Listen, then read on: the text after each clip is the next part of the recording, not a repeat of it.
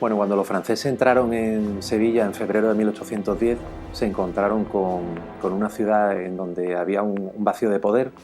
Hay que recordar que meses antes había estado en el Alcázar la Junta Central Suprema, gobernada por Francisco de Saavedra, y ante la inminente llegada del ejército galo tuvieron que huir a Cádiz. El propio José Bonaparte, al frente de las tropas, llegó a Sevilla a principios de febrero desde Alcalá de Guadaira y se encontraron con una capital que no ejerció ningún tipo de resistencia. Todo lo contrario, le abrió los brazos para que fuera gobernada totalmente por el ejército napoleónico. Estos ocuparon los principales edificios, expoliaron la ciudad, como todos bien conocidos, sobre todo los primeros meses se llevaron muchísimos cuadros. ¿Y cómo respondió la sociedad sevillana? La sociedad sevillana respondió de una forma pues muy servilista, se vendieron prácticamente hacia los franceses, solo hubo una pequeña resistencia, pero fue mínima.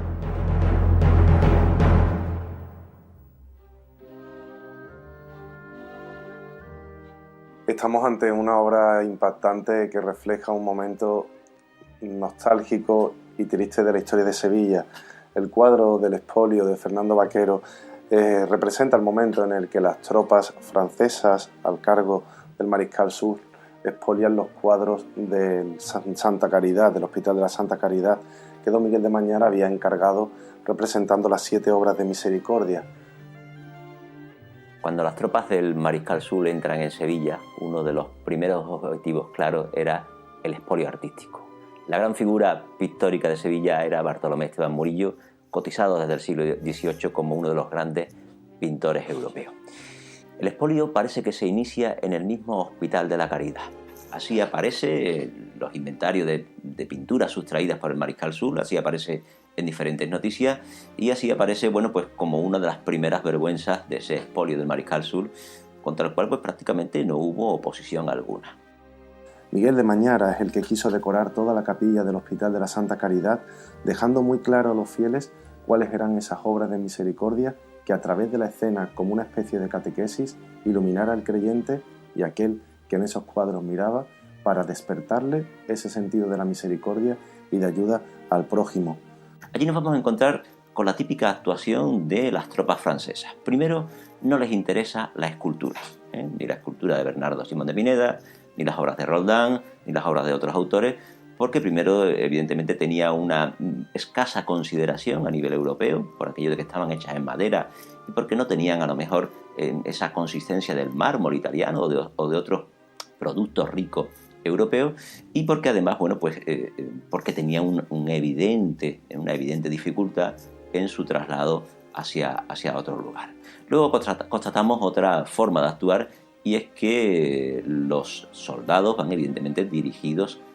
al expolio directo de Murillo. Existe Valdés Leal en el Hospital de la Caridad, pero Valdés Leal no encajaba ni muchísimo menos con la idea estética que podían traer los invasores franceses, de forma que ni Finis Gloria Mundi ni Nictu Oculi, las dos grandes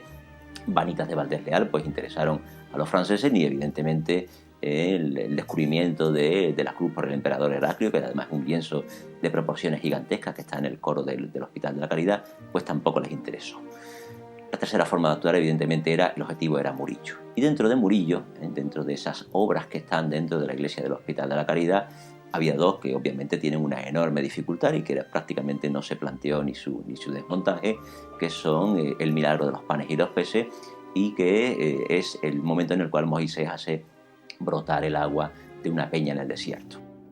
Hay que recordar que la mayoría de los cuadros se descolgaron de su lugar original, de su ubicación original, con los mismos marcos. Marcos que no son cualquier cosa, porque en muchos de ellos participa el taller de Bernardo Simón de Pineda, que es el que había realizado algunos de los retablos, participa en el mismo retablo principal del Hospital de la Caridad, con lo cual estamos hablando no de un simple marco, sino de un añadido que incluso llega a completar en algunas ocasiones a los propios lienzos. El único que no se pudo desmontar fue el lienzo de Santa Isabel de Hungría curando a los tiñosos, porque es un marco que está encastrado en el propio muro, y tampoco se pudo, prácticamente ni intentar, descolgar los dos enormes marcos que albergaban a las pinturas de Moisés haciendo brotar el agua en el desierto, o al de El milagro de los panes y los peces por las peculiaridades del excesivo tamaño que tenían los dos grandes lienzos.